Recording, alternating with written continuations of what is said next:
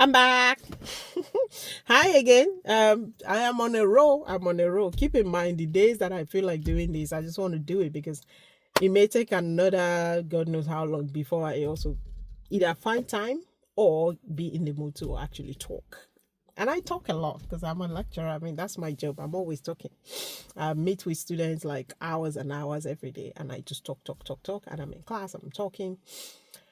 So sometimes I just don't feel like talking if I don't have to. But when I do feel like it, which is when I just, bring out my camera and start making some of these videos. So yeah, like I was saying, so say for example, you've come in because you hopefully, got everything I said about packing your items and, getting ready for the airport. You're there on time, you get on your flight, all is well and good. You're in the UK, no issues with immigration. Or just to talk about immigration, when you get to the border, for those that are yet to come in, be very, very, very, very confident. I think some people get themselves in trouble because they are not confident. They are, their body language is just showing that they are nervous. And you don't have to be nervous. You've not done anything wrong. What have you done? Nothing. So come in, be very confident, go to the immigration officer. They are not there to, they don't want to send you back or to, stress you out. So just come in, like I said, make sure all your documents are within reach in your backpack or your hand luggage or wherever that you can easily access it.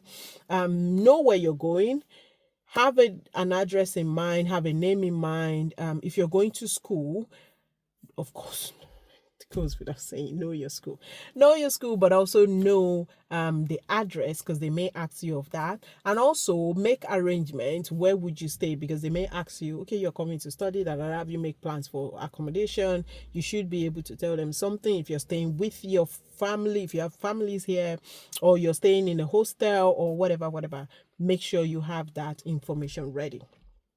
And so yeah, you go through the immigration and all is well and good. If you have accommodation already prepared, that's fine. If not, I think it's a whole nother ball game in terms of securing accommodation.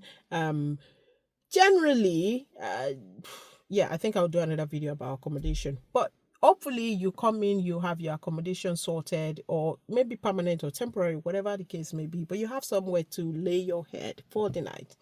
And then you're preparing to go for orientation from next week. So generally the way let's say immigration, excuse me, the way orientation would work. Oh, I forgot to say, I would advise that you, if you're not going to be picked up at the airport, I would advise that you book your ticket ahead of time so that you can book it from home. Usually you would have National Express or maybe Flexibus or maybe Mega, but there are different options to travel.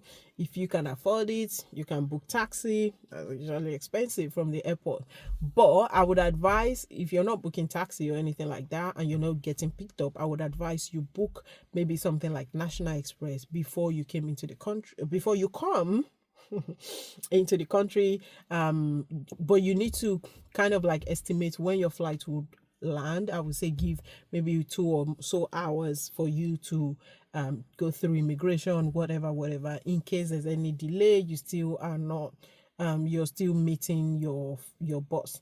And if there will be flight delay, make sure that if you find that you're going to be delayed and you won't be able to meet that time, what you want to do is to go on your on the app or the website of the bus company that you have booked, and then you want to quickly change your flight your ticket to the next times. Usually you will get charged maybe a few pounds for making that change. If you buy the one that is editable, and I think that's the one amendable, that's the one you should buy, so that you may have to pay a few pounds instead of losing the ticket entirely. But it's a lot better if you book ahead so you know exactly where you're going once you check out, because it can be, honestly, that journey can be super stressful. I did mine 10 years ago. Yeah, so this time 10 years ago, I remember I was coming, I was on the journey, it was all freaking out and whatever. So anyway, get that bus ticket sorted. so that as soon as you leave the airport, you know where you're going and you're able to go and catch your bus, hopefully. So what was I saying? Then yeah, you should try and change some money. I would advise you change some currency. If you're coming to the UK, this can also apply to someone going to other country. Try and get local currency if you can.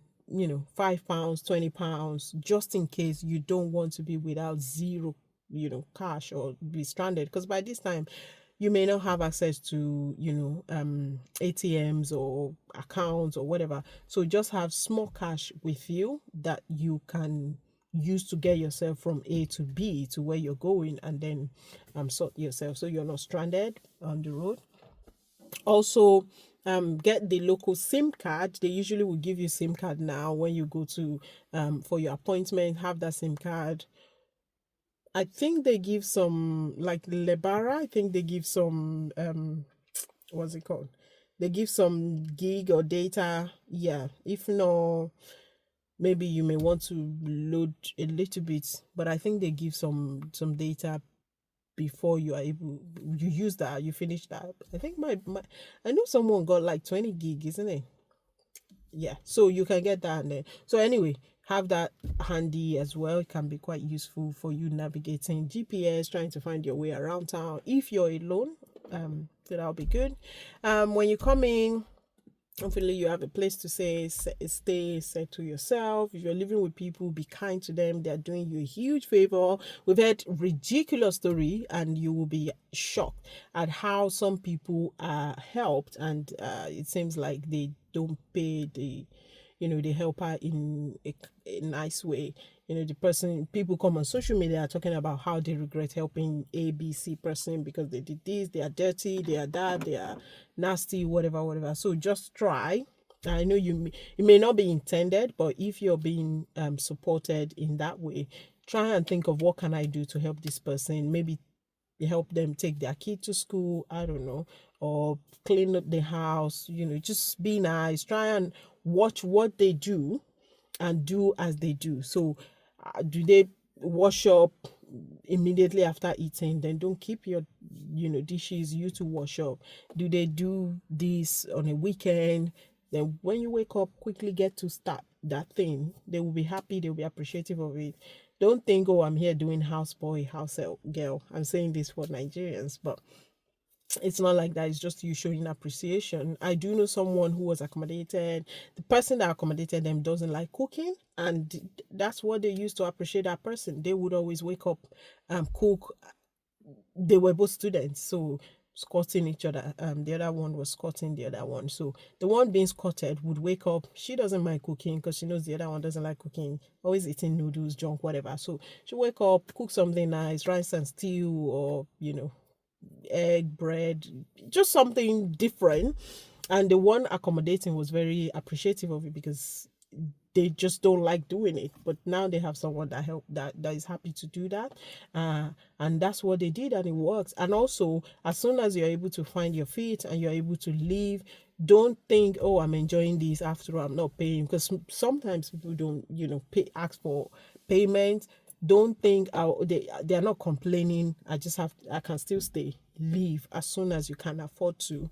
Go your way, because the longer you stay, the more it may become a burden. You may not know, but at some point it may become that. I remember when I moved houses a while ago. I moved job, sorry, change job, and I used to live with someone, a friend of mine, who I didn't even want to live with. Not like I didn't want to live, but I wanted my space ASAP. But they said, come here first, we'll go look house hunting. And somehow house hunting, when I got here, when I got to their place, they didn't want me to look for house. I guess they liked me being around so much. But I insisted. I did not let that, because for the time I was there, I didn't pay rent. What I did was to be buying food stuff in the house because they won't take rent from me. But I still had to find, even though they didn't want me to go, I still had to find. At some point, I just went out looking for house. I was so determined to leave. So you don't have to wait for them to say, okay, go. Even if they are saying stay, sometimes it depends on the relationship, but sometimes you want to not overuse it, because if you need that help again, you want to be sure that you left it in a good way and you can go back to assess it.